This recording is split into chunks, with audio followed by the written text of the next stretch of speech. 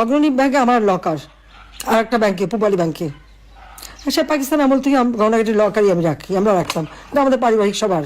1981 সালে আমি যখন ফিরে আসি, জিয়াউর রহমান যখন বেঁচে ছিল আমাকে কিন্তু 32 নম্বরে ঢুকতে দেয়নি।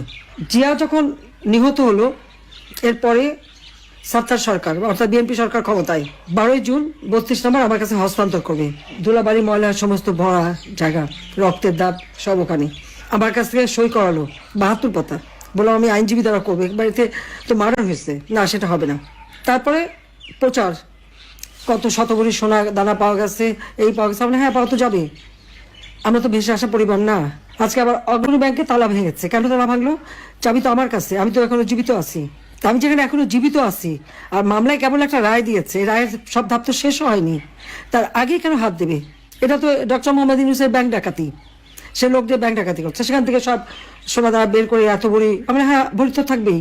সেখানে আমার দাদি, নানি, আমার মা, কামালের বিয়ে হয়েছে, কামালের বউয়ের গহনা, জামালের বউয়ের গহনা, এমনকি পুতুলের বিয়ের পরে তার কিছু গহনা সবই তো ওখানে রাখা ছিল।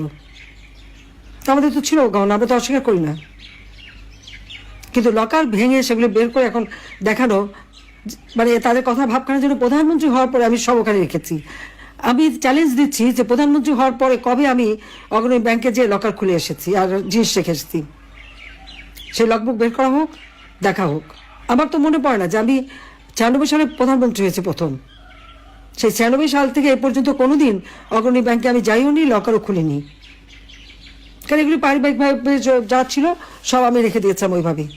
আমার 2টা লকার ওখানে রাখা আছে, সেখানে যে জিনিসগুলি এই যারা আমার বাবাকে হত্যার পর এই বাড়ির সমস্ত জিনিস তারা একটা ইনভেন্টরি লিস্ট তৈরি করে, ওই লিস্টে যেগুলি তারা ভ্যালুয়েবল জিনিস মনে করেছে সেগুলি সব সিল করে বাক্স আমাকে দিয়ে দিয়েছিল। তা আমি সে কোথায় যাবো, বাড়ি নাই, ঘর নাই, তো কিচ্ছু নাই থাকার। আমি লকার ভাড়া নিই, সেই লকারে যে সব কিছু ওইভাবেই রেখে আসি। তারা আমাদের ঘর বাড়ি যা ছিল সব লুটপাট করে নিয়েছে। 32 নম্বর বাড়িতে আমরা জনগণকে দান করে দিয়েছিলাম, সেটা প্রথমে আগুন দিল, তারপরে লুট করে ভাঙলো বুলডোজার দিয়ে। অজয় সাহেবের একটা বাসা সুদা সদন, সেটাও লুট করলো, সেখানে আমাদের হ্যাঁ সেখানে আমার অনেক গহনাগাটি ছিল, আমাদের সবারই ছিল, সেগুলো লুটপাট, কাগজপত্র যা কিছু ছিল সব শেষ। তারপরে আগুনও দিল গণভবন, সব তো আমরা সব ফেলে দিয়েই তো চলে এসেছি। তো সেই গহনাঘাটিগুলি দেখায় না কেন? সেগুলি কার পকেটে গেল? শুনছিলাম যে ইউনূস সাহেবের বড় মেয়ে নাকি এসেছিল, অনেক নাকি হীরার গহনা নিয়ে গেছে, তাহলে কি এগুলি আমাদেরগুলি নিয়ে গেল নাকি? ইউনূস তো নিজেও ঢুকেছিল ওই বাড়িতে সবাই মিলে, সেটা আমার প্রশ্ন।